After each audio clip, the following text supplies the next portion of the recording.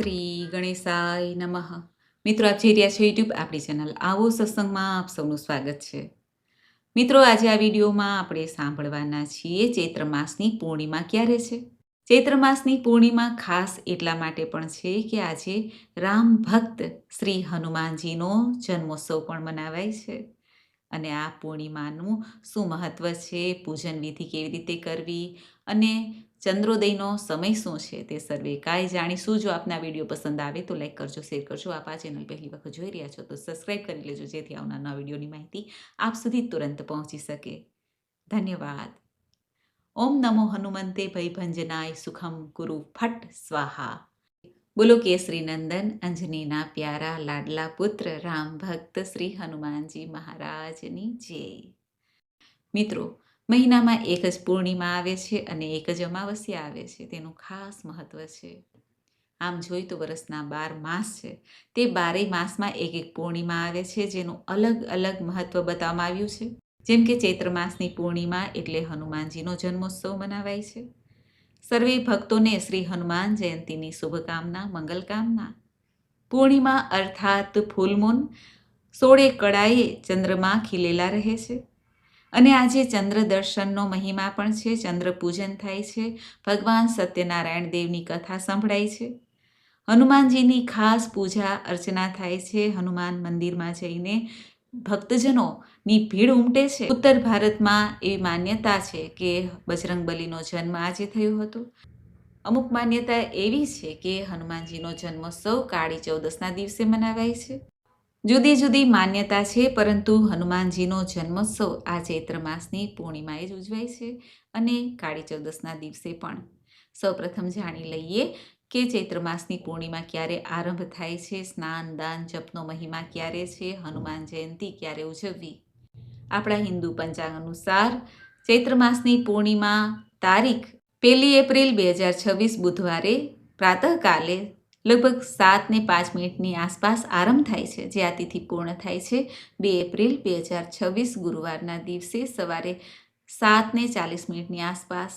આમ જોઈએ તો પૂર્ણિમા રાત્રિની તિથિ કહેવાય છે, એટલા માટે 1 એપ્રિલ 2026 બુધવારના દિવસે પૂર્ણિમાનું વ્રત રખાશે અને પૂર્ણિમાના ચંદ્રનું દર્શન કરીને પૂજન થશે. સત્યનારાયણ ભગવાનની કથા પણ કરી શકાશે.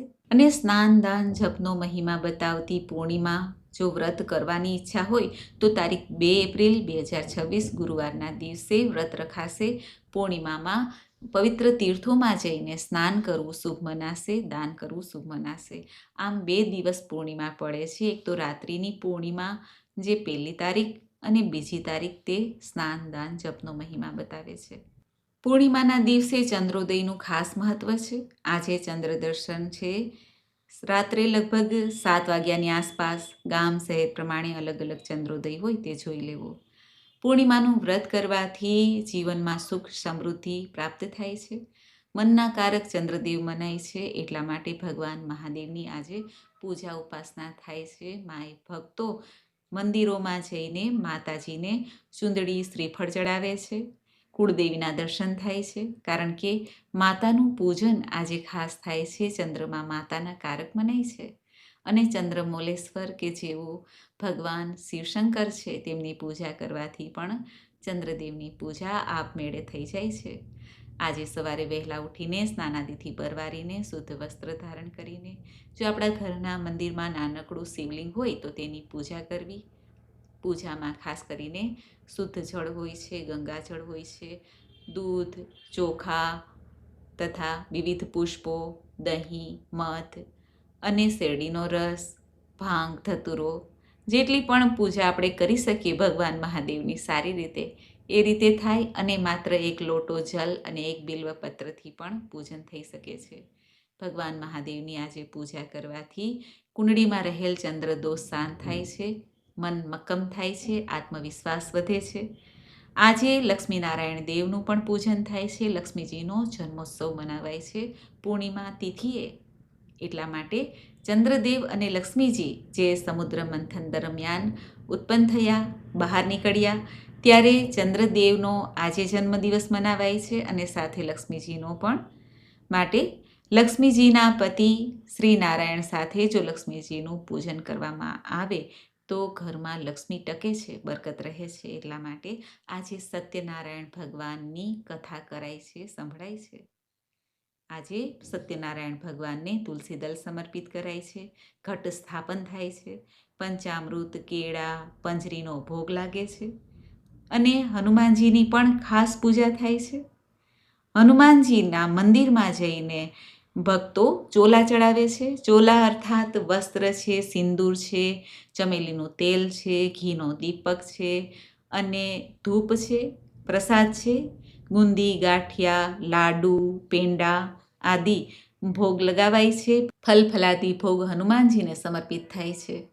હનુમાનજીને પુષ્પોથી વધાવાય છે અને લાલ ઝંડી પણ ચડાવાય છે. ભાઈઓ હનુમાનજીની પૂજા કરી શકે છે. બહેનો પૂજારી મારફતે પૂજા કરાવી શકે છે અથવા શ્રી હનુમાનજીના ચરણોમાં લાલ પુષ્પ સમર્પિત કરે. લાલ રંગ ભગવાન શ્રી હનુમાનજીને અત્યંત પ્રિય છે. એટલા માટે લાલ લંગોટ શ્રી હનુમાનજીને આજે ધારણ કરાવાય છે, લાલ વસ્ત્ર સમર્પિત કરાય છે. અને એવું કહેવાય છે કે આ ચૈત્ર માસમાં સ્વામી શ્રી રામજીનો જન્મ ચૈત્ર નવમીના તિથિએ અને ચૈત્ર માસની પૂર્ણિમાના તિથિએ ભક્ત શ્રી હનુમાનજીનો જન્મ થયો હતો. માટે આ ચૈત્ર માસમાં ભક્ત અને ભગવાનનો જન્મોત્સવ મનાવાય છે ધામે ધૂમેથી. આજે શ્રી હનુમાનજીના ચાલીસા પાઠ, સુંદરકાંડનો પાઠ, હનુમાનજીના મંત્રનો જાપ કરવો શુભ મનાય છે.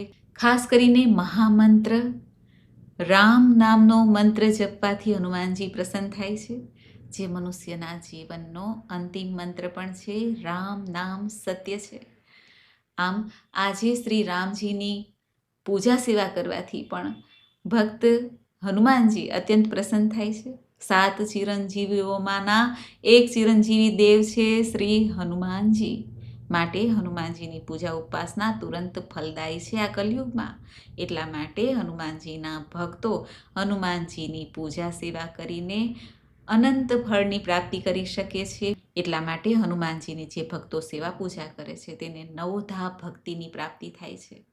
હનુમાનજીને વરદાન છે કે અષ્ટસિદ્ધિ નવનિધિ પ્રદાન કરનારા દેવતા છે. હનુમાનજી જ્ઞાનના દેવતા છે. જ્ઞાન પ્રાપ્ત કરવું હોય, ભક્તિ પ્રાપ્ત કરવી હોય, શક્તિ પ્રાપ્ત કરવી હોય તો પણ શ્રી હનુમાનજીની પૂજા ઉપાસના થાય છે.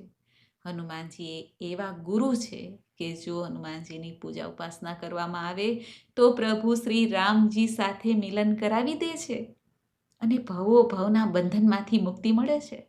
એવા ગુરુને આપણે પ્રણામ કરીએ. હનુમાન જયંતીની સર્વે ભક્તોને ફરી શુભકામના, મંગલકામના. મિત્રો, મને આશા છે કે આપને આ વિડીયો જરૂર પસંદ આવ્યો હશે. આજે શ્રી હનુમાનજીને પ્રસન્ન કરવા માટે આ મંત્ર જપી શકાય છે. અતુલિત બલધામમ હેમ શૈલાભ દેહમ દનુજવન કૃશાનુમ જ્ઞાની નામ અગ્રગણ્યમ સકલ ગુણ નિધાનમ વાનરાણામધીશમ રઘુપતિ પ્રિય ભક્તમ વાત જાતમ નમામિ. અર્થાત અતુલ બલના ધામ, સોનાના પર્વત સમાન કાંતિયુક્ત શરીરવાળા, દૈત્યરૂપી વનમાં અગ્નિ સમાન, જ્ઞાનીઓમાં પણ અગ્રગણ્ય, સંપૂર્ણ ગુણોના નિધાન, વાનરોના સ્વામી શ્રી રઘુનાથજીના પ્રિય ભક્ત પવનપુત્ર શ્રી હનુમાનજીને હું વારંવાર પ્રણામ કરું છું, વંદન કરું છું. બોલો રામ ભક્ત હનુમાનજી મહારાજની જય. મિત્રો, મને સાંભળવા માટે ધન્યવાદ. આપ સૌને મારા જય શ્રી કૃષ્ણ.